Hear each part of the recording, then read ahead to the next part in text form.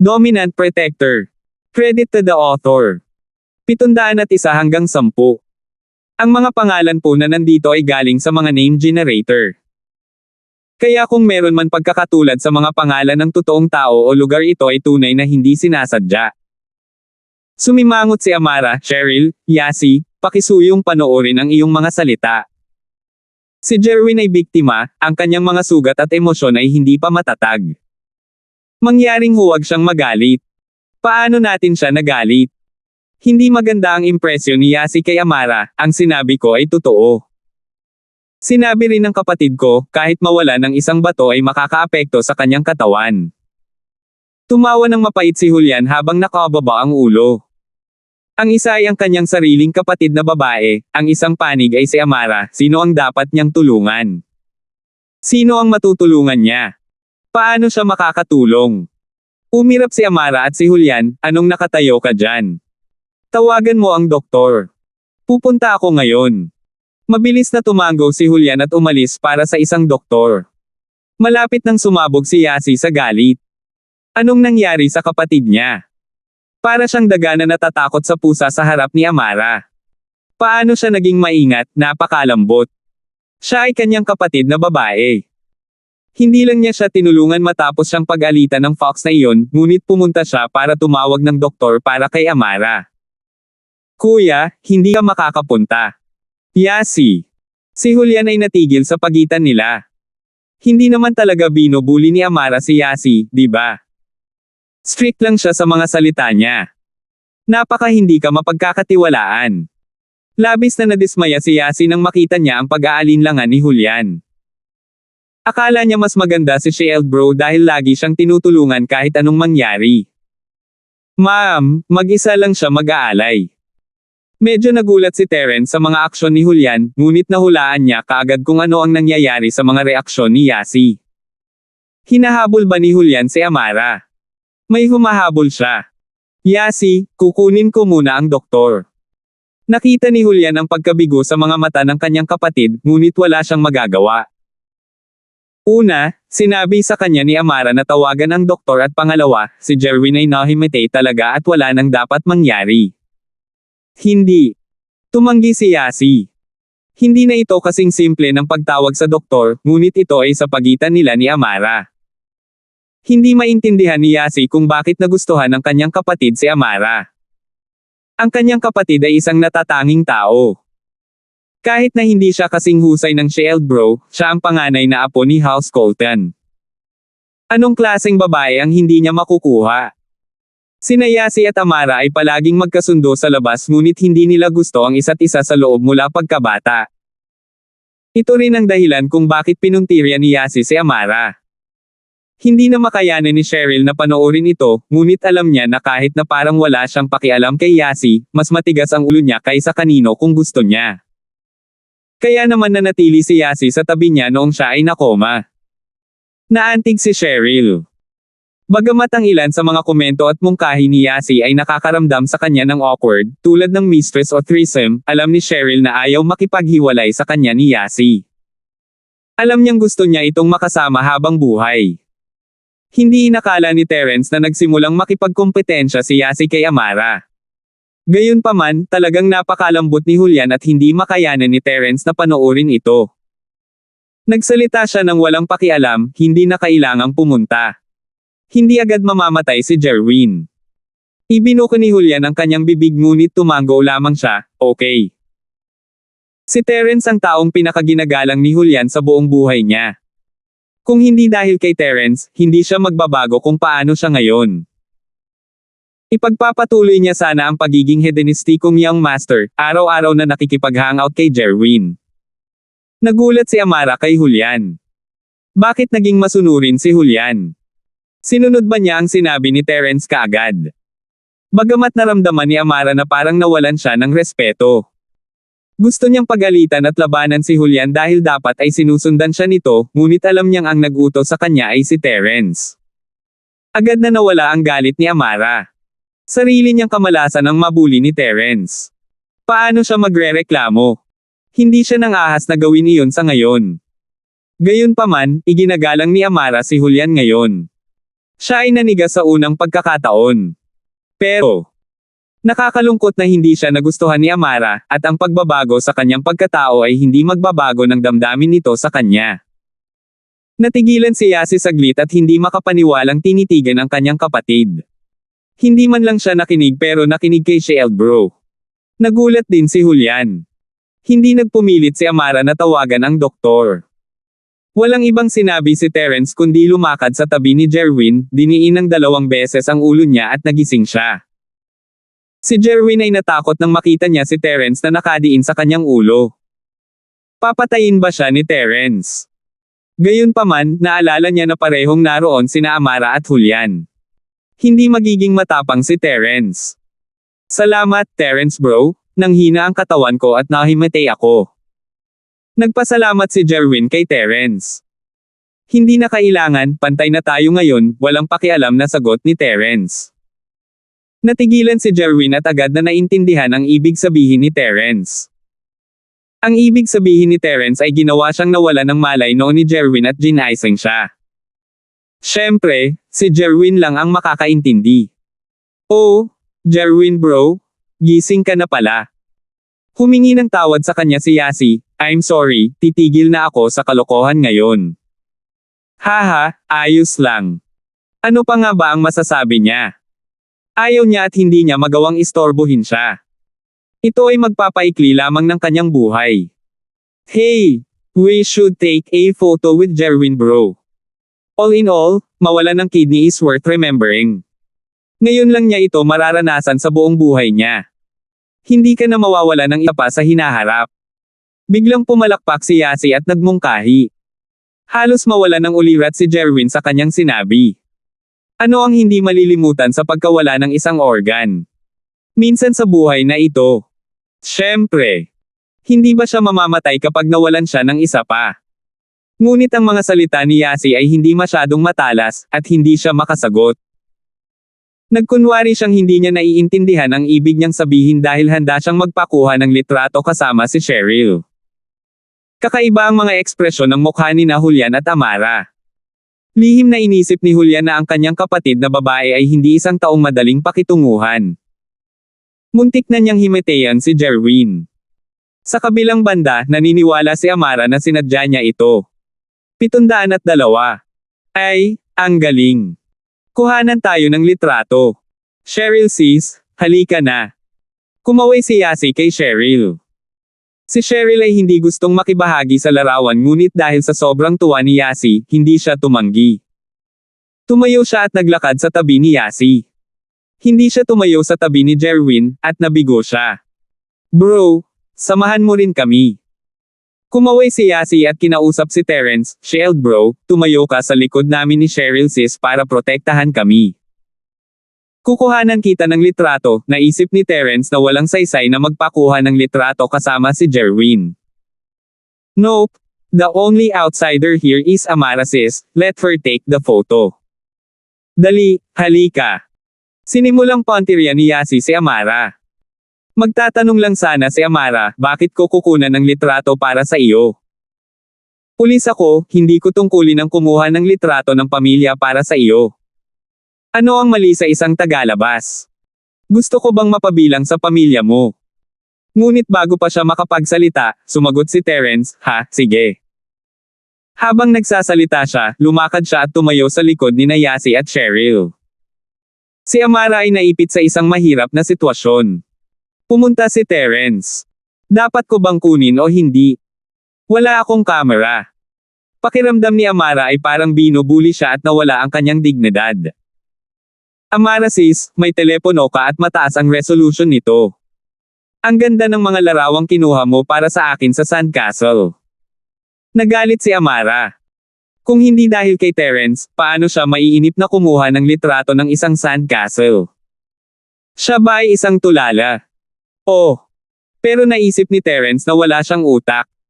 Hindi ko tungkulin. Malamig na sagot ni Amara. Tama na, Amara, bilasan mo at kumuha ng isa, nakasimangot si Terence. Nasa posisyon na ang lahat pero patuloy pa rin siya sa paghahanap ng mga dahilan. Kahit na may mga pagtatalo sa pagitan nila ni Yasi, nakatayo rin siya doon. Nagulat si Amara sa sinabi ni Terence. Tama, nandoon si Terence. Kung hindi siya kumuha ng litrato, magagalit ba si Terence? Bahagyang umangat ang diwa ni Amara nang tawagin ni Terence ang kanyang pangalan, hindi Miss Braindead. Sa kabutihang palad, binigyan siya ni Terence ng kaunting paggalang sa harap ng lahat, kung hindi, mawawala ang kanyang reputasyon. Okay. Mabilis na kinuha ni Amara ang kanyang telepono para kumuha ng litrato. Ang kanyang ulo ay hindi malinaw sa galit at halos masaktan si Terence. Labis na nasiyahan si Yasi. Mukhang takot si Amara sa Shield Bro. Nakinig siya sa lahat ng sinabi niya. Lalong nabigla si Julian. Nang pigilan siya ni Terence na tumawag ng doktor, naisip ni Julian na walang sinabi si Amara dahil hindi sila pamilyar sa isa't isa at ayaw niyang makipag-usap pabalik. Ngunit ngayon, ito ay ganap na naiiba. Si Amara ay tila sobrang masunurin kay Terence. Sa sandaling ibuka ni Terence ang kanyang bibig, sinunod ni Amara ang kanyang utos. Ano ang kanilang relasyon? Boss at subordinate. Kung hindi, kailan pa naging masunurin si Amara sa kanyang malakas na personalidad? Kinuha ni Amara ang larawan at ipinasa ang telepono kay Terence na may matingkad na ngiti. Terence, ano sa palagay mo? Ayos lang, sinulyapan ito ni Terence at tumango. Then little. I'll send it to you pagbalik ko. The same email address as last night. Muntik nang mawala ni Amara ang palayaw. Bigla niyang naalala na hindi niya tinatawagan si Terence ng pribado at mabilis itong binago. Sige, sanay na si Terence sa ugali ni Amara sa kanya at hindi niya inisip na ito ay hindi nararapat, ngunit nabigla si Julian. Si Amara ay namumutla. Kailan pa siya nakipag-usap sa isang lalaki sa magiliw at mahinahong paraan? Ginagamit niya ang tono na iyon para kausapin si Terence. Naisip ni Yasi at Cheryl na normal din ito. Alam nila na may kakayahan si Terence at madalas humingi ng tulong si Amara kay Terence. Sa kabilang banda, hindi alam ni Jerwin na si Terence ay napakalapit kay Amara ng pribado. Kung alam niya ng mas maaga, hindi siya mapupunta sa ganitong estado kung hahayaan niya si Amara. Wala nang saysay na manatili pa rito pagkatapos makuha ang larawan. Pumunta rito si Yasi upang kutsain si Jerwin, at pupunta siya pagkatapos niyang maabot ang kanyang layunin. Cheryl says, let's go. We have taken a photo for remembrance, and we remember Jerwin bro. Sinadya ni Yasi na huminto bago magpatuloy, kidney ni Jerwin bro. Tahimik na nagmura sa kanya si Jerwin.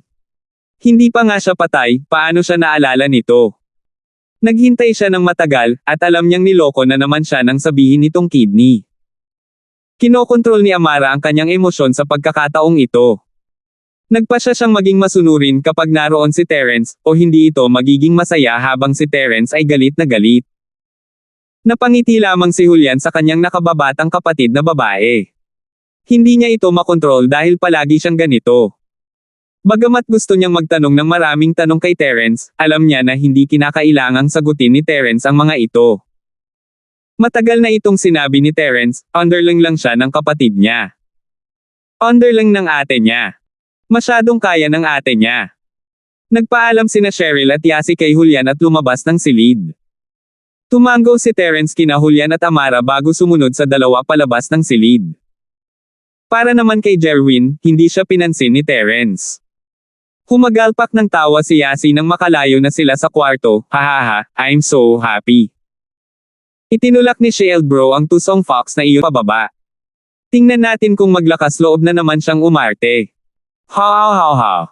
Si Yasi ay labis na natuwa. Kinamumuhian niya si Amara mula noong bata pa siya dahil pakiramdam niya ay inilayo ni Amara ang kanyang kapatid sa kanya. Ngunit sa kanyang paglaki, sa wakas ay napagtanto niya na ang kanyang kapatid na lalaki ang tumugis kay Amara, at hindi siya nagkagusto sa kanyang kapatid.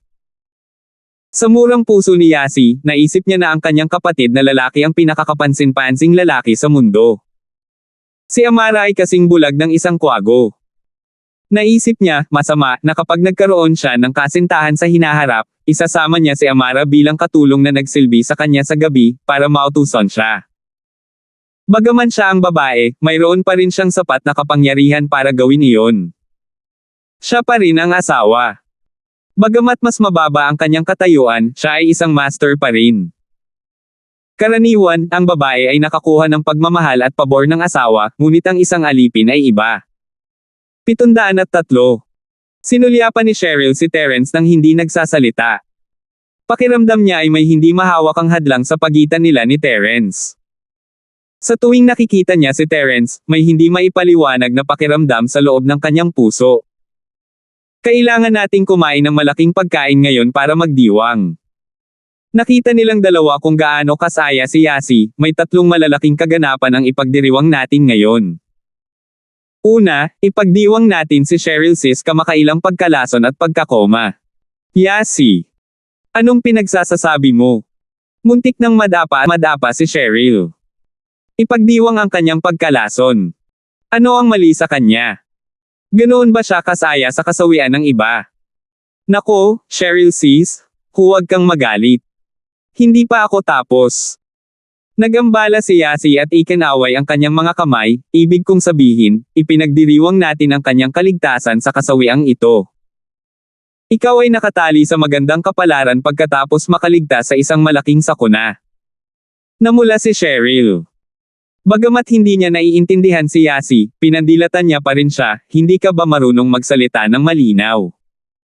Pupunta sana ako pero pinigilan mo ako, mahinang sagot ni Yasi. Tumigil ka. Nagkunwari si Cheryl na pupunitin niya ang bibig ni Yasi. Nako. Hindi.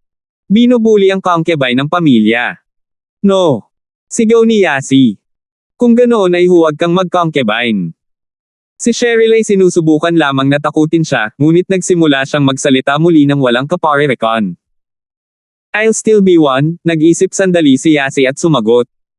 Whatever, inikot ni Cheryl ang kanyang mga mata, hindi alam kung ano ang sasabihin. Then I'll continue. This is the first event. Pangalawa, we are celebrating Jerwin's loss of a kidney. Hindi na niya maabala si Cheryl sis. Nagkaroon ng disenteng relasyon si Cheryl kay Jerwin, ngunit hindi sila gaanong close ngayon. Gayunpaman, naawa siya sa pagkawala ni Jerwin at naisip niya na si Yasi ay lumalampas sa pagdiriwang nito. Kaya naman, hindi sinuportahan ang mungkahi ni Yasi. Event number 3. I'm very happy that the sly fox was humiliated. Napasigaw si Yasi sa pananabik, kaya dapat tayong magdiwang. Tumango si Cheryl. Tunay na dapat niyang ipagdiwang ang kanyang pagtakas mula sa kamatayan. Sinulyapan niya si Terence, libre ka ba? Nagulat si Terence. Bakit siya kinausap ni Miss sa ganitong tono? Kakaiba yun.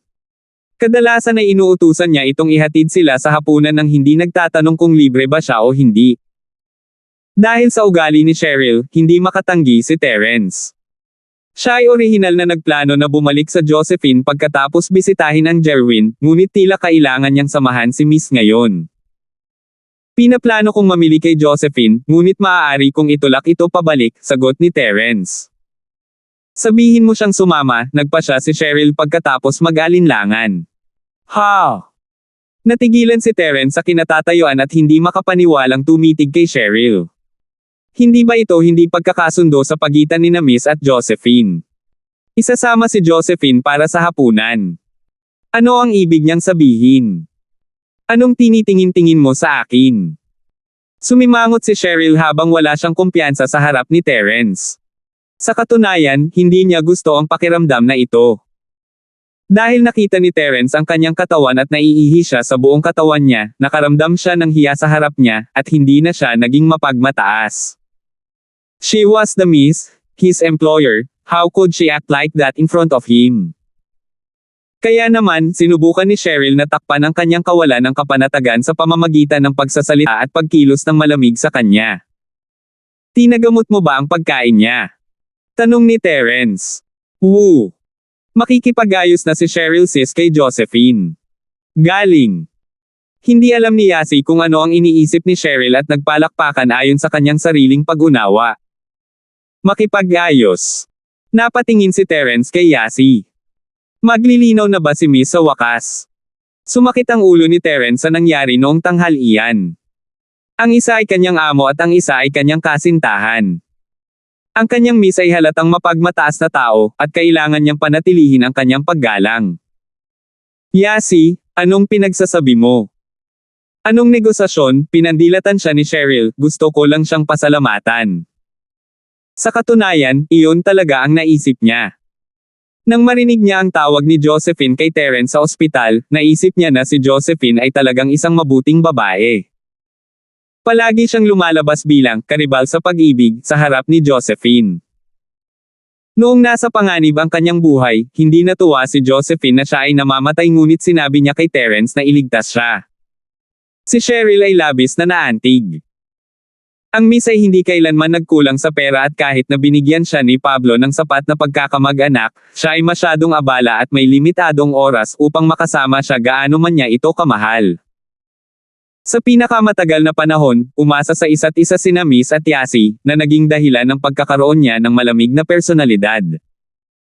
Gusto niyang tretuhin ng mabuti ang iba dahil sa kanyang mabait na puso, ngunit hindi niya ito sasabihin ng malakas. Ibinukod ni Miss si Terence ng kara-rating lang niya dahil hindi niya kilala si Terence bilang tao. Nasa limitasyon niya na tanggapin ang paninirahan sa parehong mansyon ni Terence. Sa paglipas ng panahon, unti-unting natuklasan ni Cheryl na tinatrato siya ni Terence ng napakahusay. Makipagsapalaran siya sa kanya at naging hostage sa kanya. Naalala niya ang pakikipagkaibigang ito sa kanyang puso. Gayunpaman, pinagbawalan siya ng kanyang personalidad na magpasalamat sa kanya. Sa bahay, madalas magluto si Terence para sa kanya ni Yasi at inaalagaan niya ang kanilang buhay tulad ng kanilang kuya. Nakaramdam si Cheryl ng komportable at nasiyahan dito. Walang nagtrato sa kanya ng ganito mula noong siya ay ipinanganak. Hindi kailanman naranasan ni Cheryl ang pagmamahal ng ina at labis na pinahalagahan ang relasyong ito. Gaano man kahusay ang pakikitungo sa kanya ni Pablo, imposible para sa kanya na magluto para sa kanya araw-araw, hindi pa banggitin ang pag-aalaga sa kanya. Dumating man si Uncle Fredo para maghatid ng pagkain sa kanya, galing sila sa malalaking hotel. Paano ito maihahambing sa lutong bahay na pagkain? Nang unti-unti niyang tinanggap ang pag-iral ni Terence, naging dependent siya sa kanya. Tila kayang gawin ni Terence ang lahat, at kaya niyang lutisin ang lahat ng problema niya. Kung sila ay bumangga sa masasamang tao, kung si Yasi ay natigil sa bakod, o marahil sila ay nangangaso ng kayamanan sa hardin. Kahit na noong kinidnap sila ni Yasi, palagi niya silang natagpuan ng sabay-sabay. Si Terence ay parang Doraemon na maaaring tawagin anumang oras. 704. Gayunpaman, ang hitsura ni Josephine ay nagpagalit kay Miss. Para bang naaga ng iba ang kanyang minamahal na bagay. Naramdaman ni Cheryl na kinuha ni Josephine si Terence mula sa kanya. Paano niya ito hindi pinansin? Naramdaman na lang niya ang init ng pamilya. Walang paraan na hahayaan niyang kunin ng iba ang kanyang kaligayahan. Hindi nakikita ni Terence ang mga kagandahan sa bahay, ngunit ang pagtangkilik sa mga kagandahan sa labas ay mga dahilan lamang na nahanap niya upang aliwin ang sarili. Ang tunay na dahilan sa likod nito ay ang kanyang marupok na puso, na kulang sa init. Si Cheryl ay parang ligtas. Itinago niya ang kanyang nararamdaman dahil ayaw niyang aminin na si Terence ang nagbigay sa kanya ng init. Ito ang pinakamalambot na lugar sa kanyang puso, at ayaw niyang malaman ng iba. Bagamat inaakala niyang nakakainis si Terence kung minsan, napakasarap mamuhay sa iisang bubong na kasama niya. Kung maaari, umaasa siya na ang mga araw na ito ay magpapatuloy magpakailanman. Gayunpaman, ang hitsura ni Josephine ay nagpabalik sa kanya sa realidad, na sinira ang kanyang panaginip. Aalis si Terence sa kanyang mansyon sa madaling panahon at magsisimula ng kanyang sariling buhay. At magkakaroon ng sariling pamilya. Hindi inakala ni Cheryl na darating ang araw na ito ng ganoon kaga. Itinuring niya si Josephine na parang kanyang karibal at gusto siyang itaboy mula kay Terence. Hindi niya papayagan si Josephine na basagin ang kanyang maaliwalas na tahanan. Gusto niyang si Terence ang maghanda ng almusal para sa kanya ni Yasi tuwing umaga. Gusto niyang lumitaw si Terence nang magkaproblema sila ni Yasi. Nang makita niya si Terence na nasugatan noong gabing iyon at nakita si Josephine, galit na galit si Cheryl. Bakit? Si Terence ay miyembro ng mansyon. Bakit siya nasugatan para kay Josephine? Kaya naman, nagsimula ang unang sagupaan sa pagitan ni Miss at Josephine. Ang galit na Miss ay nagdeklara ng digmaan kay Josephine nang hindi pinag-iisipan. Ang deklarasyon ay humantong sa ikalawang sagupaan sa dining hall sa tanghali. Maliban sa kabaitan ni Josephine ang gumising sa kanya. Paano nagkamali si Josephine? Hindi ba siya unang hinabol ni Terence? Paano niya masisisi si Josephine? Kasabay nito, talagang ayaw niyang kunin ni Josephine si Terence sa mansyon. Ngunit pagkatapos ng nangyari ngayon, matapos makita ni Terence ang kanyang katawan at inihiyan niya ito sa kahihiyan, maibabalik kaya sa normal ang kanilang relasyon. Mababa ba ang tingin niya sa kanya? Kutsain ba niya siya? Kahit na hindi, paano niya haharapin si Terence? Inis na inis siya. Pakiramdam ni Cheryl ay mamamatay na siya sa inis. Hindi siya kailanman nakaramdam ng sobrang sama ng loob nitong mga taon. Sa sandaling ito, nagpasya si Miss na ituturing niya si Josephine upang ipahayag ang kanyang pagpapahalaga. Ano man ang mangyari, pantay-pantay sila sa hinaharap. Ayaw niyang umutang ng pabor sa ibang tao, lalo na kay Josephine. Kung paano pamahalaan ang kanyang relasyon kay Terence, ito ay kanyang sariling pag-aalala.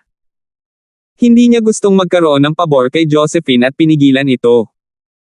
Siya ay matalino at kayang makilala kung ano ang tama at kung ano ang mali. Nagulat si Terence sa sinabi ni Miss. Matapos ang pagkabigla, kinuha niya ang kanyang telepono at tinawagan si Josephine. Kung tutuusin, gusto rin ni Terence na medyo huminahon ang relasyon ng mga babae. Magiging mahirap kung siya ay naipit sa pagitan nila. Terence, tapos ka na ba sa mga gamit dyan?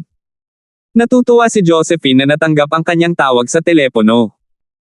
Naghihintay siya sa loob ng silid at nang gusto niyang tawagan para tanungin kung maaari ba itong bumalik, nagpigil siya dahil ayaw niyang magambala ang trabaho nito. Ma'am, tapos na? Sagot ni Terence, kakaalis lang namin sa outpatient department. Pwede ka bang bumalik? Tanong ni Josephine pagkatapos mag-alinlangan. Sabi ni Cheryl, ay treat ka niya, sasama ka ba?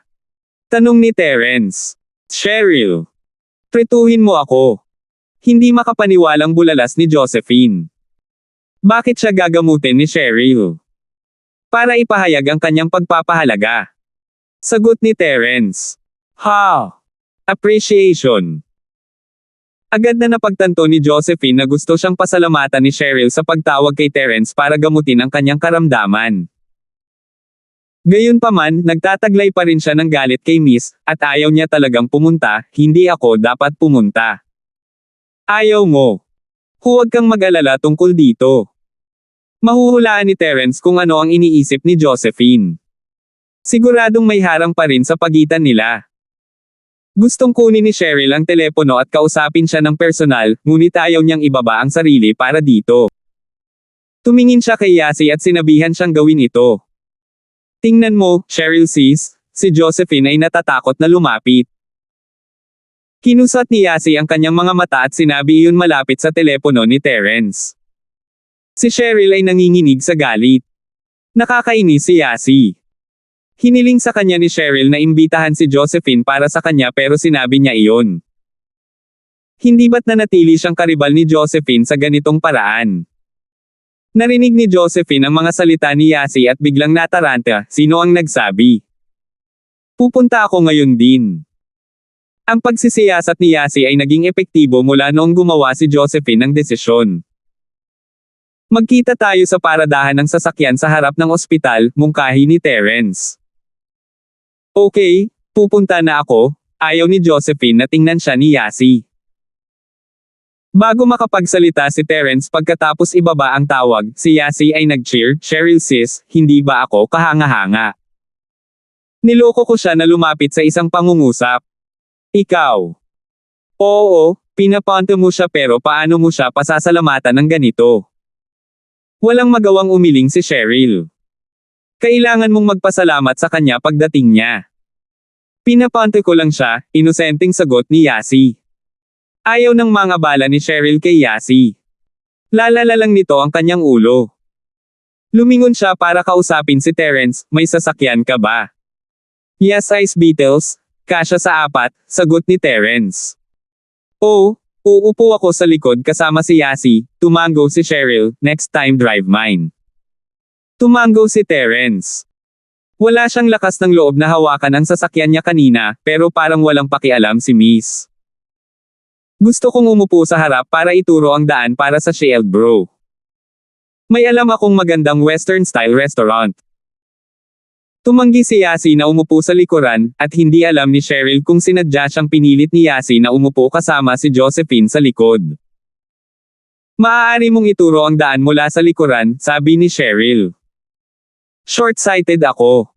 Hindi ko makita sa likod, umiling si Yasi. Short-sighted ka. Tapos hindi tayo kukuha ng pagkain. Nasa ospital pa tayo, dadalhin kita sa doktor, turo ni Cheryl sa ospital sa likod nila. 705. Oh, ayos lang. Nakikita ko na, mabilis na ikinaway ni Yasi ang kanyang mga kamay. Pinandilatan siya ni Cheryl. Pakiramdam niya ay lumalabo ang kanyang paningin mula sa pagtitig kay Yasi buong araw. Sanay na si Terence sa kanilang mga argumento. Palagi silang ganito dahil sobrang close sila. Sabay-sabay na hinailan ni Cheryl si Yasi sa backseat. Hindi gaanong kalakihan ang espasyo sa likod, ngunit tiyak na kasya ang dalawang maliliit na babae. Gayunpaman, nakaramdam ng bahagyang hindi komportable si Yasi, sobrang skishy, gusto kong umupo sa harap. Skishy kasi sobrang laki ng boobs mo. Putulin mo na at hindi na magiging skishy, masungit na sagot ni Cheryl. Sa oras na ito, hindi pa nakakasakay si Terence sa kotse. Nakasandal siya sa pinto, naghihintay sa pagdating ni Josephine. Yun ang dahilan kung bakit naglakas loob si Cheryl na magsabi ng ganito. Gayunpaman, ang pandinig ni Terence ay napakahusay at malinaw na narinig ito mula sa labas. Cheryl sis, nagseselos ka, pinrotektahan ni Yasi ang kanyang dibdib at naalarma siyang tumingin kay Cheryl. Hindi. Napakaraming tao ngayon na may malalaking suso. Hindi bihira, kumaibot ang mga labi ni Cheryl. Totoo iyon. Ang asawa at babae ay dapat magkaroon ng kanilang sariling mga katangian, o hindi ito magiging kaakit-akit kung sila ay pareho, tumango si Yasi bilang pagsang-ayon. Hindi alam ni Cheryl kung paano sasagutin iyon at tumahimik siya. Hindi nagtagal, lumabas si Josephine sa unang departamento ng walang pasensya at nagsimulang mag-jogging nang makita niya si Terence. Sa bintana, nakikita ni Cheryl na si Josephine ay may proporsyonal na katawan. Hindi masyadong malaki ang dibdib niya pero hindi rin masyadong maliit. Ang kanyang mga binti ay mahaba at payat, at hindi siya mas maikli kaysa kay Cheryl. Sa ilalim ng paglubog ng araw, ang kanyang nakapusod ay umindayog mula sa gilid hanggang sa gilid, na puno ng mga kabataan ang parking lot. Hindi maitatanggi ni Cheryl na si Josephine ay perpekto. Siya ay isang klasikong kagandahan, at siya ay naninibugho. Meron kaming dalawa, hindi kami papatalo sayo. Tumingin si Yasi kay Cheryl at nakita niyang ayaw niyang mawala sa kanyang mukha. Hindi nakaimik si Cheryl. Human wave attack. O diskarte sa threesome. Hindi ba nakakahiya kahit nanalo sila? Kailan siya magpapakasal kay Terence? Akala lang niya ay inalagaan siya nito ng mabuti. Nagulat si Josephine sa Beetle sa likod ni Terence. Siya ang nag-drive kasama niya noon at halatang hindi iyon ang kotse ni Terence. Dapat ay kay Cheryl o kay Yasi. Pinante ba kita? Sorry. Inayos ni Josephine ang kanyang palawit at humingi ng paumanhin. Hindi siya maaaring mawala ang kanyang kakisigan sa harap ni Cheryl, o hindi siya madalas na kumilos ng ganito. Ayos lang, pasok ka, binuksan ni Terence ang pinto sa front passenger seat para kay Josephine. Nakita ni Josephine sina Cheryl at Yasi na nakaupo sa likod at nagkomento, hindi ba dapat ako umupo sa harap? Nako, gusto ko sa harap maupo. Magpapalit tayo. Natuwa si Yasi nang makita niyang ayaw, si Josephine na maupo sa harapan. Yasi, tumahimik ka. Agad na tinakpan ni Cheryl ang bibig ni Yasi at pinandilatan siya bago nagsalita kay Josephine, ikaw ang bisita. Dapat kang umupo sa harap. Sa katunayan, iyon ang naisip ni Cheryl. Maliit lang ang sasakyan at nahihiya siyang paupuin si Josephine sa likuran. Masama ang pakiramdam ni Josephine na umupo sa harapan nang sabihin ni Yasi na gusto niya, ngunit ayaw din niyang umupo kasama si Miss, at nakatayo siya roon na hindi alam kung ano ang gagawin. Josephine, huwag kang makinig sa kanyang kalokohan. Ganyan siya. Malalaman mo kung mas makikipag-ugnayan ka sa kanya, nang makitang si Josephine ay naipit sa pagitan nila. Nahihiya siya. Gusto niyang pretuhin si Josephine para pasalamatan siya, hindi para magdeklare ng digmaan. Hindi mahalaga kung paano nabuo ang kanilang relasyon sa hinaharap, nais niyang maging mas tapat ngayon. Haha, tumawa si Josephine ngunit lihim na naisip paano pa siya makikipag-ugnayan sa kanila. Masyado siyang malayo sa marangyang buhay ni na Cheryl at Yasi.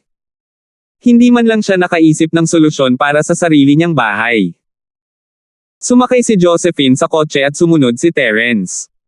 Sinimulan niya ito at tinanong, anong kakainin natin? Saan tayo pupunta? Makinig ka sa akin, may alam akong kahangahangang western-styled restaurant. Sabi ni Yasi. Tumango si Terence bilang pagsang-ayon nang makitang hindi tumanggi si Cheryl, okay. Kumaliwa sa harap. Pagkatapos ay kumanan. Pagkatapos ay pumunta sa overpass, dumaan sa gitna at pumunta sa tulay. Pagkatapos ay lumabas sa tulay mula sa kanan.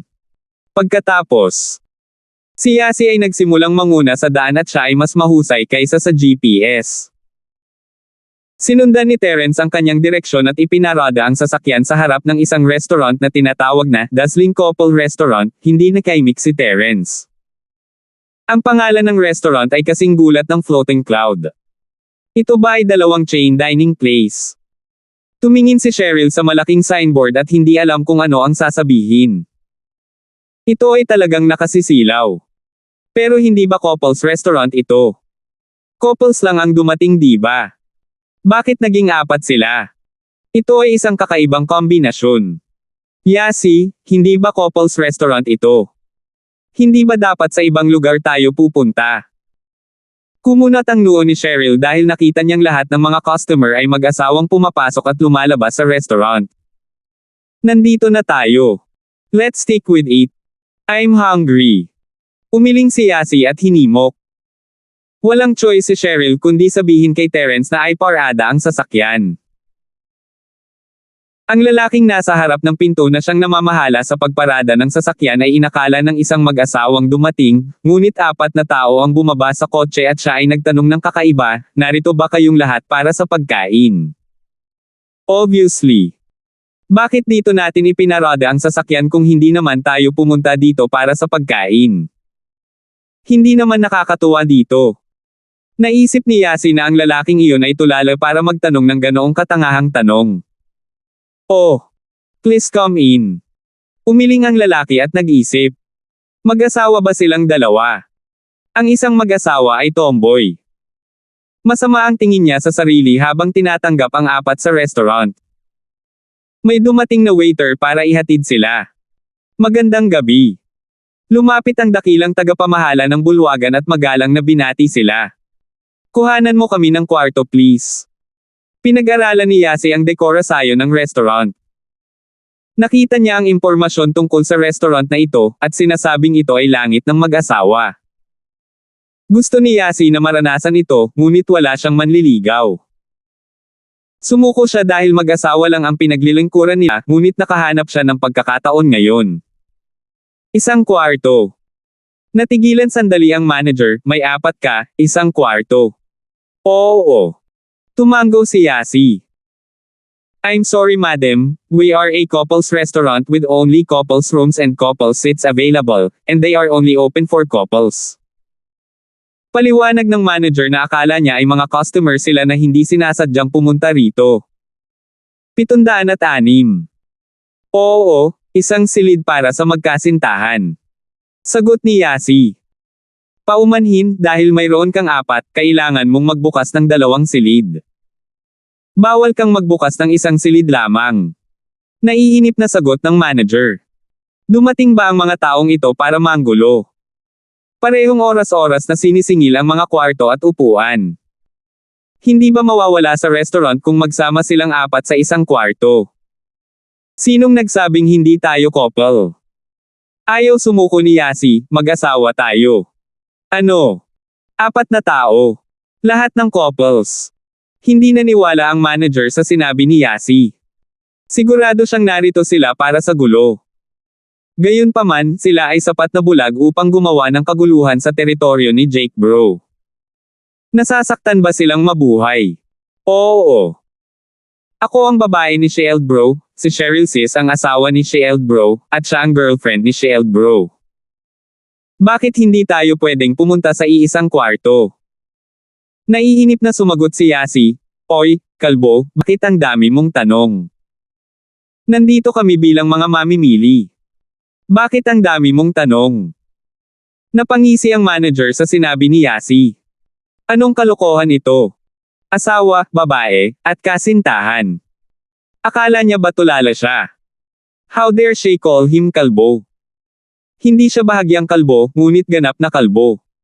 Uso sa barkada. Consumer. Nandito ka yata para maghanap ng gulo. Naging malamig at mahigpit ang ugali ng manager, let me give you a bit of advice. Umalis ka na kung matalino ka. I don't care who told you to come here. Tell him that no one shall be so arrogant in Jake Bro's territory. Anong problema mo? Anong kulog bro, rain bro, o lightning bro ang ginagawa mo? We are here for dinner. Naisip ni Yasi na may mali sa ulo ng kalbong ito. Ano ba ang pinag-uusapan niya? Malamig na tumawa ang manager, 2 tao lang ang dadalhin ng room natin. I welcome you if you are here for dinner, but must be in 2 rooms. Yasi. Kumunat ang noo ni Cheryl. Siya ay isang miss ng mataas na katayuan. Kailan pa may minamaliit sa kanya? Ang layunin ngayon ay gamutin si Josephine. Paano siya magkakaroon ng anumang dignidad kung sila ay umalis sa kanilang mga buntot sa pagitan ng kanilang mga binti? Kung ganoon talaga ang rule ng restaurant, hindi sana siya manggugulo, pero may nakita siyang 3 tao na papasok sa isang kwarto ng sarili niyang mga mata. Pinahinto niya si Yasi at nagsalita, nakita ko lang ang 3 tao na papasok sa isang kwarto, imagination ko ayon. Nasa kwarto sila. Habang nagsasalita siya, tinuro niya ang room 101 na hindi kalayuan sa manager. Gayunpaman, natuwa ang manager sa kanyang sinabi, syempre nandito ka para maghanap ng gulo. Jake bro, may 4 na tao na nagdedemand na nasa iisang kwarto. Ang nasa loob ng room 101 ay ang Jake bro na binanggit ng manager at siya ang may-ari ng restaurant. 2 nga ang dinala niya sa loob since ready na siya sa threesome. Siya ang may-ari dito at halatang magagawa niya ang lahat ng gusto niya. Susugod na sana si Jake bro nang marinig niya ang sigaw ng manager. Agad siyang sumimangot at naglakad palabas, what's wrong? Sino ba naman ang naghahanap ng gulo sa oras na ganito? Gusto mo na bang mamatay? Naunawaan ni Terence ang sitwasyon mula sa gilid. Ang Jake bro sa room 101 ang may-ari ng restaurant. Walang silbi ang halimbawa ni Cheryl dahil hindi mahalaga kung gaano karaming tao ang dinala ng may-ari, ngunit ang panuntunan ng restaurant ay 2 tao lamang bawat kwarto. Ito ay isang paraan upang kumita ng pera. Hindi sila kikita ng malaki kung ang isang grupo ng mga tao ay magsiksikan sa isang silid. Hindi mataas ang kalidad ng mga kagamitan sa restaurant dahil malamang na umaasa siyang ma-refurnish ito kasama ng mga kita nito. Kadalasan, kakain at iinom ang mag-asawa. Hindi maiiwasan na may gawin sila pagkatapos kumain sa isang romantikong setting. Maliban na lang kung mabilis ang lalaki sa kanyang negosyo, kadalasan ay magtatagal ang mga ito na tataas ang kanilang kita. Sa kabilang banda, ano ang maaaring gawin ng isang grupo ng mga tao sa silid? Paano sila kikita kung aalis lang sila pagkatapos kumain? Ang menu dito ay hindi sapat para kumita ng sapat dahil umaasa sila sa mga kasangkapan at mod. Nag-analyze si Terence mula sa menu ng mag-isa sa pintuan, kaya hindi na ito pinansin ni Terence. Naiintindihan niya kung bakit ayaw pumayag ng manager sa deal nila. Bagamat hindi totoo ang pagpapatakbo ng restaurant, kung ang Departamento ng Industriya at Komersyo ay walang anumang sasabihin, natural na hindi makikialam si Terence sa kanilang negosyo. Cheryl, Yasi, kung ayaw nilang pagsilbihan tayo, pumunta tayo sa isa pa, ayaw ni Terence na mag-aksaya ng oras dito. Hiniling niyang umalis muna para hindi mag-alala si Cheryl na mawala ng mukha. Hindi nagpatuloy si Cheryl matapos magsalita si Terence. Since he suggested to leave, then she won't lose her dignidad. Hence she nodded, that might be better. Let's go. Anong problema nila? Tinatanggihan nila ang negosyo. Gustong maranasan ni Yasi ang silid dahil nabalitaan niyang nagbebenta sila ng mga larwang pang-adulto sa loob. Labis siyang na-curious tungkol dito, ngunit hindi siya magkakaroon ng pagkakataon ngayon.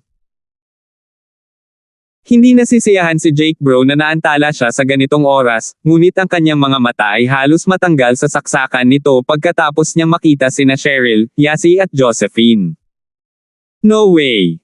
Sabay-sabay na dumating ang tatlong dilag. Maraming babae ang nilero ni Jake Bro. Siya mismo ang nag-operate ng restaurant na ganito at may pera na pumapasok sa kanyang bulsa araw-araw. Mayroon din siyang pinsan na medyo maayos. Kaya naman, siya ay mayaman at kahanga-hanga, nakakakuha ng mga babae sa pamamagitan ng pananakot at panunuhol. Gayunpaman, hindi pa siya nakikipaglaro sa anumang mga batang babae na tulad nito dati. Bagamat nakakita siya ng mga dilag na tulad nila, pamilyar sila sa mga ganitong bagay at hindi siya nasisiyahan sa kanilang karumihan. Ang mga babaeng nasa harap mismo ng kanyang mga mata ay tila dalisay. Marahil ay virgin pa sila. Paano niya nagawang makawala ng ganoon kadali? Anong background? Bulong ni Jake Bro kay Billy. 4 silang nagmamaneho ng Beetle. Ang lalaki ang nagmaneho, sagot ni Manbilin sa mahinang boses. Tumango si Jake Bro at may naisip na ideya. 4 na tao sa isang Beetles. Ang pinakamainam na bilang ng mga pasaherong nakasakay ay 2 dahil magiging skishy ang 4. Hindi rin ito masyadong mahal. Isang lalaking nagmamaneho ng Beetle kasama ang 3 babae na nakasakay. Dapat wala siyang background. Lay, ibig sabihin ay kulog, nagbiro si Yasi ng Ukraine at S. Shandayan, Kidlat. 707. Masarap magkaroon ng isang babae na nakasakay sa isang Beetle, ngunit mukhang mahirap siyang magmaneho na may kasamang 3 babae. Kaya niyang magmaneho ng hatchback. Ang mga batang babae na ito ay malinaw na hindi nakakita ng marami upang maging handang magsiksik sa isang maliit na tulad nito. Natutuwa akong magkaroon ng 3 magagandang babae dito para sa hapunan. Bilin, paano mo sila maisasara sa labas ng pinto? Nagkunwaring galit si Jake Bro at pinagalitan ang manager. Natigilan si Billy saglit bago niya naintindihan ang ibig sabihin ni Jake Bro. Malamang ay nakatingin siya sa mga babaeng ito. Sa katunayan, sila ay medyo maganda, ngunit sila ay kapaspalad na gumawa ng kaguluhan sa teritoryo ni Jake Bro. Sila ay mga tupa sa yungib ng tigre. I'm sorry, Jake kuya. Mabilis na humingi ng tawad si Billy. He acted petty and low to reflect Jake Bro's status. Ladies, please come in. Bilin, bilasan mo at maghanda ng kwarto. Napatingin si Jake Bro kay Billy. No need, hindi tayo kakain dito. Si Cheryl ay nakaramdam ng hindi komportable sa ilalim ng masamang mga mata ni Jake Bro. Hinawakan niya ang mga mata ni Yasi at gustong umalis. Hindi nagsalita si Josephine dahil alam niyang hindi papayag si Terence na saktan siya ng iba. Haha, simula nung dumating ka, dito ka na kumain. Sorry kung napabayan kita kanina. How about I give you all toast as an apology?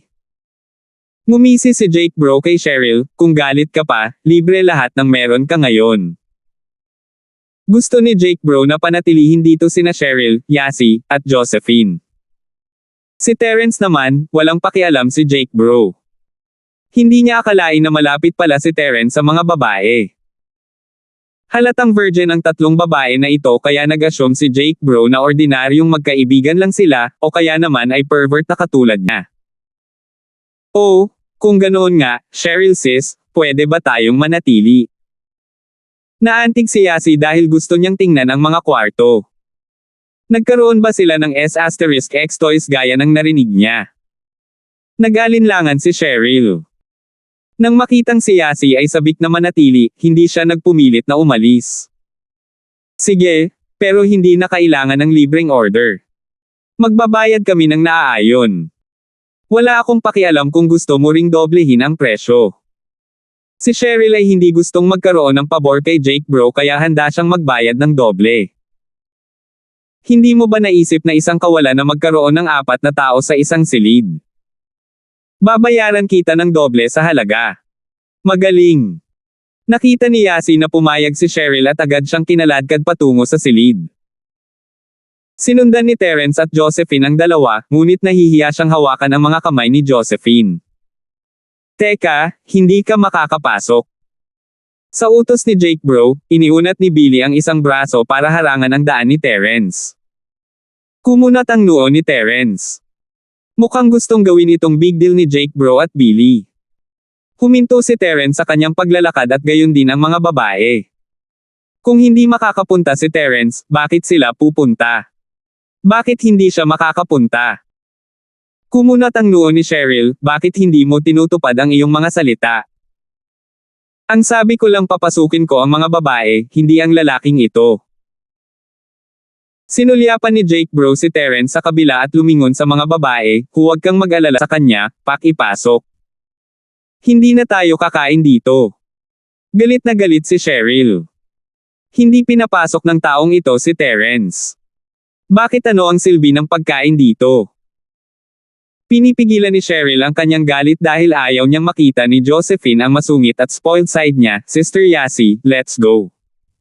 Okay. Masunaring tumango si Yasi sa pagkakataong ito. Ano ang masaya kung hindi pinapasok si Cheryl Bro? Kahit na may mga S**X toy sa silid, sino ang maaari niyang paglaruan? Kaya naman, nawalan siya ng interes na pumunta. Natural, sinundan ni Josephine si Terence. Ano ang silbi ng pagdating kung hindi makakapunta si Terence? Tumalikod na rin siya at handa na siyang umalis. Bakit, hindi mo ba ako bibigyan ng karangalan? Jake Bro bigong kalkulahin yan. Hindi niya akalain na pinapahalagahan ng mga babaeng ito si Terence. Akala ni Jake Bro isa lang siyang hamak na mayaman sa kanila, pero parang hindi na ngayon. Kung alam niya, pinapasok na sana niya si Terence at pagkatapos ay humanap ng dahilan para umalis siya. Pero nilinaw na niya ang sarili niya. Kung papasukin niya si Terence ngayon, hindi ba siya mahina? Gusto niyang suntukin ang mga babae. Paano niya unang ibababa ang kanyang ulo? Hindi gumana ang pamamaraan ni Jake Bro. Mas naging matigas siya. Nakatingin na siya sa mga babaeng ito, at hindi niya sila pakakawalan. Move. Hindi tayo kakain dito. Hindi natakot si Cheryl sa mga taong ito dahil nandoon si Terence. Sa tingin mo ba ay maaari kang pumunta sa restaurant na ito ng basta-basta? Naunawaan kaagad ni Billy ang intensyon ng kanyang amo. Kung hindi sila sumunod sa kanilang kabaitan, kailangan nilang pilitin silang manatili. Mayabang na hamarang si Billy sa daan ng 4. Cheryl sis, hayaan mo na ako. Nakita ni Yasi na biglang lumala ang sitwasyon. Sabik siyang ibigay ito. Binitawan niya ang mga kamay ni Cheryl na tumakbo patungo kay Billy. Natigilan si Billy dahil hindi niya alam kung ano ang gagawin ni Yasi. Sa huli, hindi niya alam kung paano nangyari bago nangyari ang isang trahedya. Sinipa ni Yasi ang pandiyan ni Billy, at inilibot niya ang kanyang mga mata sa sakit. Tinakpan niya ang pangibaba niyang kalahati habang nakayuko siya sa lupa na may pawis na tumutulo sa kanyang noo. Ay oo. Masayang sumigaw si Yasi habang sinenyasan ang isang yiv, gamit ang kanyang mga daliri, Cheryl sis, nagawa ko ito sa isang pag-atake. Ang kanyang panlaban ay mas malala pa sa piting. Si Yasi ay walang kinatatakutan. Siya ay naglakas loob na labanan ang mga piting at zombie, hindi banggitin ang isang manager. Gayunpaman, hindi niya akalain na si Billy ay napakarupok na ang isang sipa ay magpapabagsak sa kanya sa lupa. Sa katunayan, si Billy ay hindi marupok, ngunit hindi siya handa para dito dahil hindi niya akalain na mapahamak siya ni Yasi. Isipin ng isang batang bae na mukhang bata na tumatakbo papunta sa iyo. Ano ang una mong iisipin? Paano niya aasahang magiging ganito kalupit siya?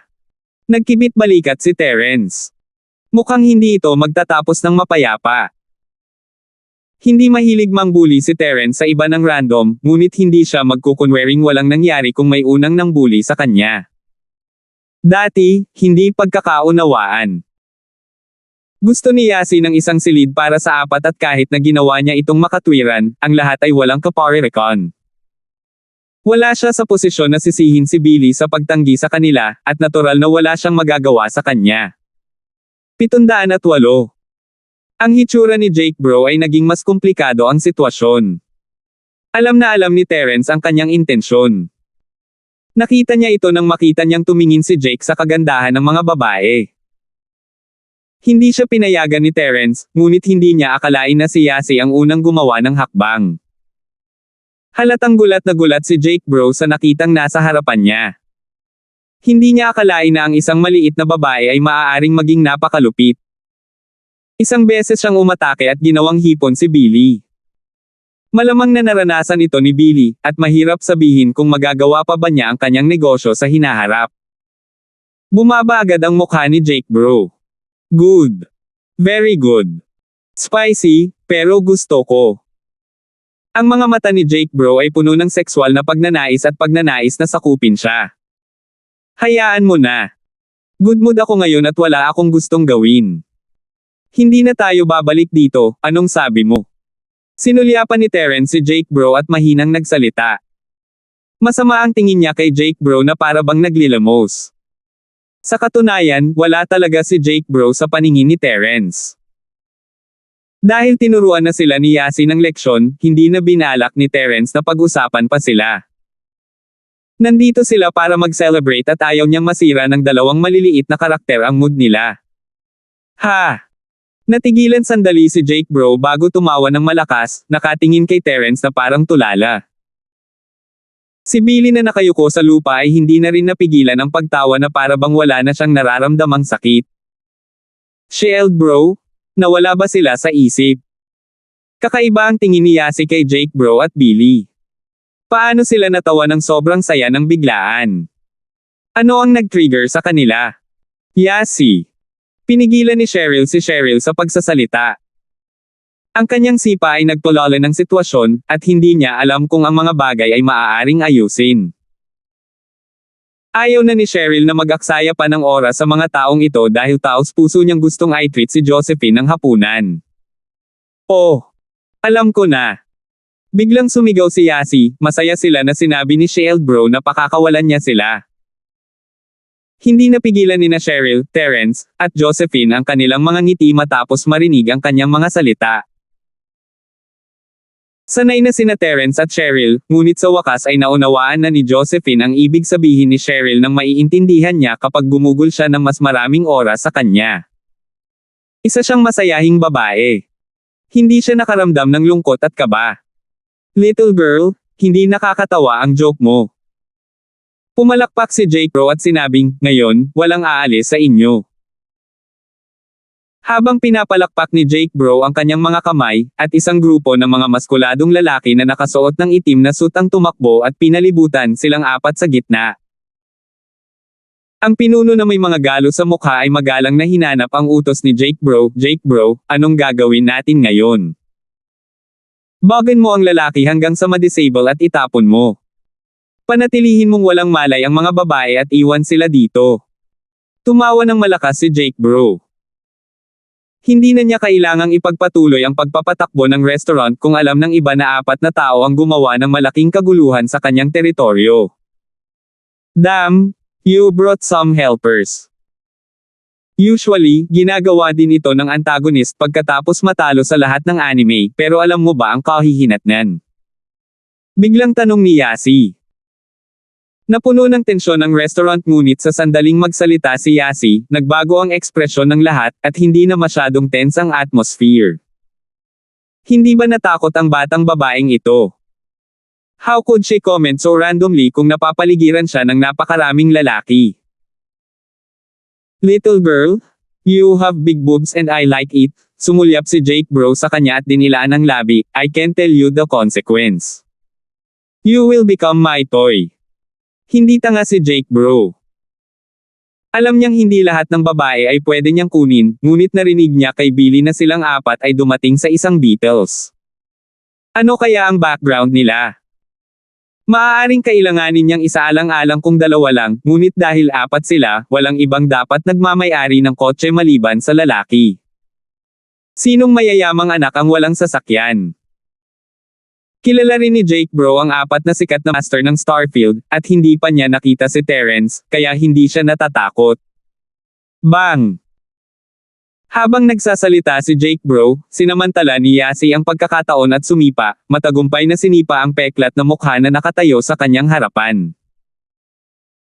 Ang mukha ng peklat ay nakatalikod upang kausapin si Jake Bro at nagtagumpay si Yasi sa kanyang pag-atake nang hindi niya ito pinapansin. Halos lumuwa ang kanyang mga mata sa mga saksakan nito habang siya ay sumigaw at nakayuko. Oh. I got another one. These people are worse than shark, so weak. Nag-cheer si Yasi, Cheryl sis, halika at makipaglaro sa akin, nakakatuwa talaga. Nagdilim ang ekspresyon ni Jake Bro. Isa itong provocation. Naglakas loob siyang hawakan ang mga tauhan niya sa harap ng napakaraming tao. Hindi niya siya inilagay sa kanyang mga mata. Malamig siyang tumawa, wag mo na silang kausapin, go. Kung lumaban ang mga babae, ibaba mo rin sila. Sinulyapan ni Cheryl si Yasi nang walang magawa dahil mas pinalalapan niya ang mga bagay.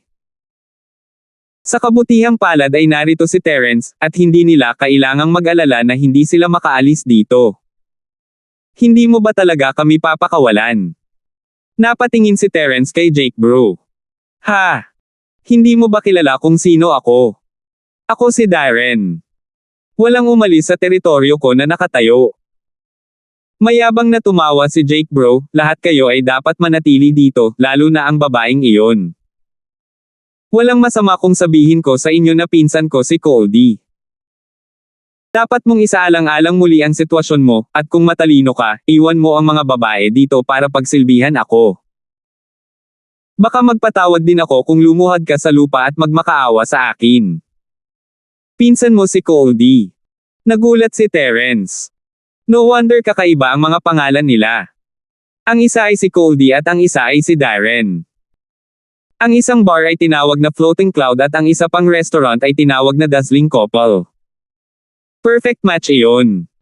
Ngayon alam mo na dapat kang matakot sa akin. Nasarapan si Jake Bro sa ganitong pakiramdam. Sa tuwing binabanggit niya ang pangalan ng kanyang pinsan, lahat sila ay labis na natatakot sa kanya. Magpapadala rin sila ng mga babae para maglaro siya. Iyon din ang naisip niya sa pagkakataong ito. Gusto niyang pagsilbihan siya ng 3 babae ng kusa dahil hindi nakakatuwang pilitin sila. Nako, hindi ako aalis kung ganoon. Hindi binalak ni Terrence na umalis pagkatapos niyang marinig na ang pinsan ng taong ito ay si Cody. Tumalon-talon sina Cody at Master Bing, ngunit wala pang pagkakataon si Terrence na turuan sila ng leksyon. Ang pagkalason kay Cheryl ay malamang na konektado kay Cody. 700 at siyam. Dahil si Darren ay pinsan ni Cody, nagpasya si Terrence na gamitin siya upang subukan ang doktor na nagtrabaho kay Cody na siya ring taong lamason sa kanila. Terrence, mag-ingat ka. Mabilis na hinimok ni Josephine si Terrence habang naglalakad siya patungo sa mga lalaking nakaitim. Josephine, hindi mo alam ang Shield Bro.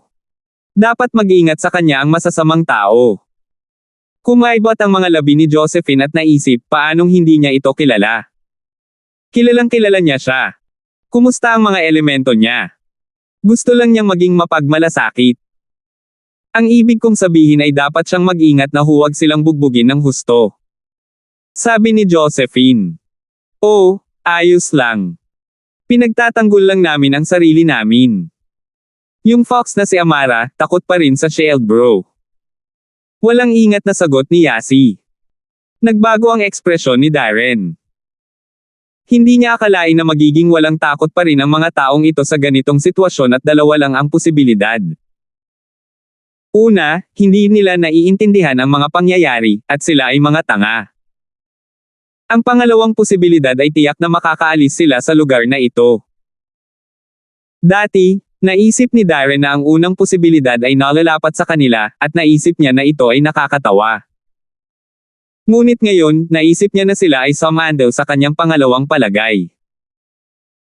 Hindi natakot si Terence nang marinig niya ang pangalan ni Cody, ngunit lumakad pa siya at nagpahayag na aalis na siya. Siyempre, hindi ito ang pangunahing dahilan. Ang pangunahing punto ay binanggit ng batang babae ang pangalan ni Amara, at tinawag niya itong isang Zorro. Pamilyar si Darren sa pangalan ni Amara. Siya ang pinuno ng pangkat ng pagsisiyasat ng kriminal. Paanong hindi nila alam ang pangalan niya gayong lahat sila ay sumali sa gang? Marahil ang mga taong ito ay may koneksyon kay Amara. Kinabahan si Darren. Pagkatapos ng ilang sandali ng pag-aalinlangan, napagdesisyonan niyang alamin muna ang kanilang mga pinagmulan. Since you dare to come here, I assume that you have someone behind your back. Let's talk about it. Let's not fight against our own people. Alam ni Terence na gustong makipagkompromiso ni Darren nang marinig niya ang pangalan ni Amara. Kung ang isang tulad ni Darren ay may malakas na background o hindi, maaaring pangalagaan siya ni Amara sa alinmang paraan. Siyempre, mahirap para sa kanya sa kulungan, ngunit hindi mahirap para sa kanya na pumunta sa bawat ilang araw at bigyan siya ng ilang problema. Hindi posibleng maging ganap na walang krimen si Darren. Imposible. Gayunpaman, hindi tumugon si Terence.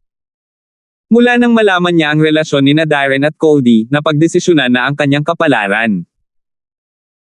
Siya ay nakatadhana na maging object ng eksperimento para sa pagsubok ng lason sa ilalim ni Cody o Master Bing. Since you are unwilling to tell me, then wala na akong magagawa. I don't care if you have any background or not, but you need to give me an explanation in my restaurant. Walang pakialam na nagsalita si Darren. Hindi siya natakot. Paano kung kilala nila si Amara? Hindi niya hawakan ang mga babae, ngunit binubugbog niya ang lalaki upang ilabas ang kanyang galit at upang makakuha ng ilang reputasyon pabalik. Kahit na ipaalam kay Amara, aayusin niya ito sa pamamagitan ng pagbabayad sa kanila. Ang mga lalaking kaitim ay tumingin kay Terence, na alerto, ngunit hindi sila masyadong natakot. May kalamangan sila sa mga numero at si Terence lang ang makakalaban sa apat. Para naman kay Yasi, hindi nila akalain na makakalaban niya talaga. Isa lang sa kanila ang nagawa niyang salakayin dahil down ang kanilang bantay. Inilipat nila ang lahat ng kanilang atensyon kay Terence, at lumipat sila sa sandaling lumakad si Terence papalapit. Ang mga lalaking ito ay nagtulak pasulong bilang isang grupo at gustong hawakan si Terence ng sabay-sabay. Nawala na nila ang lahat ng kanilang dignidad dati at gusto nila itong ibalik. Gayunpaman, sila ay masyadong walang muwang. Habang gumagawa sila ng kanilang hakbang, ginawa rin ni Terence. Gayunpaman, si Terence ay mas mabilis kaysa sa kanila. Bago nila makita ang nangyari, nakaramdam sila ng pananakit sa kanilang leeg at nawala ng malay. Shield bro, ang galing mo. Pero hindi ka nag-iwan ng isa para sa akin. I haven't played enough. Sigaw ni Yasi sa pananabik. Too late. Nawala na lamang ng malay si Terence sa huling lalaki, at ang lalaki ay bumagsak sa sahig. Gayunpaman, hinayla siya pabalik ni Terence, itinulak ang kanyang katawan ng random pagkatapos ay pinapante siya kay Yasi, pero ayos lang, ginaising ko siyang muli. Oo. Tumingin si Yasi kay Terence nang may paghanga. Kaya ba niyang gisingin ang lalaki matapos siyang mawala ng malay? Sabik na umindayog si Yasi habang pinagmamasdan ang lalaking nagmamayabang patungo sa niya, handang sumipa. Ang mga mata ng lalaki ay puno ng takot, ngunit wala siyang lakas upang labanan. Nang itulak siya ni Terence, nagmamayabang siya patungo kay Yasi, hindi na kontrol ang kanyang katawan. Hindi niya alam kung ano ang mali sa kanya. Bakit hindi niya makontrol ang katawan niya? Sa katunayan, naghanda si Terence. Hindi niya papayagan ang isang mapanganib na lalaki na lumapit kay Yasi at sa iba pa. Ang lalaking nakaitim ay parang pupe na walang kakayahang lumaban ngayon. Hindi lang ang lalaking nakaitim ang natakot, maging ang mga mata ni Darren ay napuno din ng takot at pagkabigla. Natakot siya kay Terence na nagpabagsak sa lahat ng kanyang mga tauhan sa isang iglap, at na mapapagising niya ang mga walang malay na lalaking iyon. Mas nakakakilabot ang sumunod na eksena. Si Darren ay nanood habang ang kanyang huling nakatayong lalaki ay sinipa sa pondiya ni Yasi. Iminulat ng lalaking nakaitim ang kanyang mga mata at nawala ng malay sa bumubulusok na bula sa kanyang bibig. Ang lahat ng mga customer sa restaurant ay nakarinig ng mga tunog sa labas, ngunit walang nang ahas na lumabas sa oras na tulad nito. Nag-aalala sila na maaari silang makisali. Nilock nilang lahat ang kanilang mga pinto. Ang mga mag-asawang dumaan sa restaurant ay tumalikod na lahat matapos husgahan ang sitwasyon sa bulwagan. Si Darren ay natakot habang pinapanood si Terence na naglalakad palapit sa kanya. Alam ni Terence na hindi siya matatalo. Nagkamali siya ng kalkula. Shield bro, sipain ko din to. Si Yasi ay nalulong sa pagsipa ng mga tao. Nakramdam siya ng labis na kasiyahan. Namula ang mukha ni Darren. Hahayaan mo akong sipain. Gusto mo bang mamatay akong walang anak? Kuya, pag-usapan natin ito. Ang pagiging palakaibigan ay nakakatulong sa tagumpay ng negosyo. Nag-aalala si Darren na itulak din siya ni Terence kay Yasi. Mamamatay siya. Alam niyang hindi siya ang kalaban ni Terence dahil natalo ang lahat ng tauhan niya, at hindi siya mas malakas kaysa sa kanila. Hindi siya pinansin ni Terence at inilabas ang kanyang mga pilak na karayom. Casual niyang nakipagkamay at mahigit 10 karayom ang tumalsik na tumusok sa katawan ni Darren. 710. Umiiyak si Darren. Akala niya mamamatay na siya. Gayunpaman, wala siyang naramdaman. Nagulat siya, oh. It didn't get me. Ngunit nang tumingin si Darren sa ibaba, bigla niyang napagtanto na ang kanyang katawan ay puno ng mga karayom. Sila ay tila nakakatakot at nakakatakot sa ilalim ng mga refleksyon ng mga ilaw sa bulwagan. Itong mga karayom ay tinusok sa kanyang katawan. Namutla ang mukha ni Darren sa takot. Bakit magiging madali si Terence sa kanya kumpara sa kanyang mga tauhan? Malinaw, hindi niya gagawin. Gayunpaman, hindi niya alam kung ano ang gustong gawin ni Terence sa kanya. Ikaw. Anong ginawa mo sa akin? Para sa mga silver needles na ito. Itinaas ni Darren ang kanyang kamay sa dismaya habang nagtatanong dahil isang hanay ng mga karayom ang natusok sa kanyang kamay. Malalaman mo kung bunutin mo ito, walang pakialam na sagot ni Terence, pero iminumungkahi kung huwag mo. Bilasan mo at tawagan mo ang iyong pinsan. Pero, hihilahin na sana sila ni Darren kapag hindi nagsalita si Terence, pero masyado siyang natakot ngayon. Ginawa ito ni Terence na nakakatakot. Sino ang nakakaalam kung ano ang mangyayari kung mabunot niya sila? Walang pakialam si Terence kung hinayla sila ni Darren o hindi at tumalikod para kausapin ang mga babae, "Terence, sa ibang lugar tayo. Ayoko nang kumain dito." Napangiti lang ng mapait si Darren. Hindi niya akalain na haantong ito sa ganito. Nakatingin lang siya habang papalabas silang apat sa kanyang restaurant. Gayunpaman, si Yasi ay tila ayaw niyang umalis. Lumingon siya, tiningnan ang mga karayom sa katawan ni Darren, at sinabing, "Shield bro, ano ang ginagawa niyan? Maaari ko bang subukang bumunot ng isa?" "Huwag, kung gagawin mo, malapit na siyang mamatay," sagot ni Terence. "Oh, ganun ba? Di bale, ayoko nang pumatay," umiling si Yasi, "hayaan mo siyang mapahamak ng mag-isa." Pawis na pawis si Darren nang marinig niya ang kanilang pag-uusap. Mamamatay ba talaga siya kapag nabunot niya ang mga ito? Hindi niya alam, pero malapit na siyang mamatay sa galit sa mga salita ni Yasi. Lumabas silang apat sa Dazzling Couple Restaurant. Nang makita ni Cheryl na may sasabihin si Yasi na may pagmamalabos at nasa sabik na mga galaw, mabilis niya itong itinulak sa gilid. "Yasi, pasok ka muna." Oh! Tumanggo siya at naunang sumakay sa kotse. Pagkatapos ay bumaling si Cheryl kay Josephine, "I'm sorry, Josephine. Gusto kitang i-treat ng dinner pero hindi ko alam na magiging ganito." Ganyan si Yasi, lagi siyang nanggugulo. Please don't mind her. Hindi inakala ni Josephine na magpapaliwanag si Cheryl sa kanya, at nagulat siya. Ito ba ang mayabang at spoiled na personalidad ni Cheryl? Hindi. Marahil siya ay isang madaling pakisamahan. Umiling si Josephine, ayos lang. Walang gustong maging ganito. Tutal, sumobra na sila. Nakahinga ng maluwag si Cheryl dahil mukhang hindi nasisiyahan si Josephine tungkol dito. Talagang gusto niyang pasalamatan si Josephine ngayon. Gaano man sila kakumpetensya o kung gaano karaming mga salungatan ang naranasan nila, kahit papaano ay tapat si Cheryl ngayon. Nag-aalala siya na baka isipin ni Josephine na dinala sila ni Yasi dito at sinadya itong guluhin. Mabuti na lang at nabangga natin itong si Darren. Gusto ko pa ring imbestigahan si Coldy. Winagayway ni Terence ang kanyang mga kamay, sumakay na tayo sa kotse. Hindi naiintindihan ni na Cheryl at Josephine ang mga salita ni Terence. Bakit magandang bagay na makilala si Darren? Ngunit hindi sila nagtanong dahil hindi nagpaliwanag si Terence.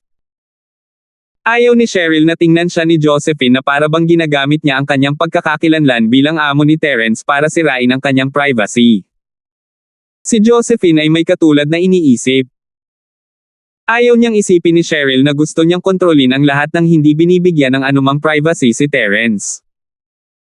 Pagsakay nila sa kotse, tinanong ni Cheryl si Yasi, "Yasi, pumunta tayo sa ibang lugar." "Wala nang ganitong lugar." "Saan mo nalaman ang tungkol sa lugar na ito?" "Nakita ko sa internet na nagsasabi na ito ay romantiko dito, at..." Wala. Gusto ko lang pumunta at tingnan ito."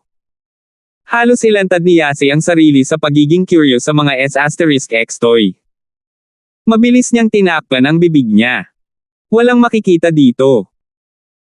Huwag kang maniwala sa mga ad sa hinaharap. Ang impresyon ni Cheryl sa restaurant na ito ay kakilakilabot at nagpas siyang hindi na muling babalik. "Oh, may kilala akong isa pa." Magmumungkahi sana si Yasi, ngunit pinigilan siya ni Cheryl. "Sige, punta tayo sa hotel ng pamilya ko." Ayaw na ni Cheryl ng anumang insidente, at mas ligtas na pumunta sa sarili niyang negosyo. Bumilis ang tibok ng puso ni Josephine nang marinig niya ang mga salita ni Cheryl. Napakalaki ng agwat sa pagitan nila. Ang kanyang pamilya ay nag-operate ng mga hotel ngunit wala pa siyang bahay. Iyon lang ang dahilan kung bakit siya nakaramdam ng kababaan sa harap ni Terence. Sa aspeto ng hitsura, hindi siya natalo kay Cheryl o Yasi, ngunit kung pipiliin niya ang pinakamahusay na kapareha para kay Terence, isa ito sa dalawang iyon. At determinado si Yasi na bumili ng isa ng libre na nagpasakit kay Josephine. Hindi alam ni Terence na mag-overthink si Josephine at magde-drive papuntang Pablo Hotel. Dati nang si Pablo ay nagdaos ng piging ng pamilya dito, si Terence ay lumahok dito. Si Pablo ay orihinal na nagplano na magdaos ng isang pagtitipon tulad nito bawat linggo, ngunit ang plano ay naantala pagkatapos ng pagbagsak ng chandelier noong nakaraang pagkakataon. Iyon ang pangalawang beses na pumunta si Terence sa Pablo Towers. Medyo abala at ang mga sasakyang humihinto sa harapan ay hindi bababa sa Starlight Hotel. Gayunpaman, ang mga kotse dito ay higit na nakatuon sa negosyo. Ang mga sports car ay bihira dito bagaman ito ay kasing luho. Nakatuon ang hotel na ito sa mga talakayan at pagpupulong sa negosyo, at ang Starlight Hotel ay higit na para sa libangan, na karamihan sa mga bisita ay mayayamang bata. Pinaandar ni Terence ang kotse sa paradahan ng sasakyan at inutusan ng gwardya si Terence na ay parada sa angkop na lugar.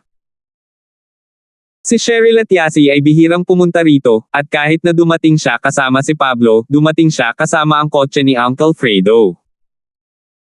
Kadalasan ay dumiretso sila sa panloob na paradahan ng kotse at ginamit lamang ang mga entry ng kawani. Dahil dito, hindi nakilala ng mga gwardya na nagparada ng mga sasakyan sa harapan si Cheryl. Hindi rin naman siya umarte bilang Miss since she keep a low profile. Pumasok silang apat sa bulwagan, matagumpay na nabuksan ang isang pribadong silid, at umakyat sa itaas. Naisip ni Josephine na kakaiba ito. Bakit hindi nakilala ng mga empleyado dito si Cheryl? Mukhang hindi nila siya kilala. Salamat po at sinamahan ninyo ako, ingat lagi mga master.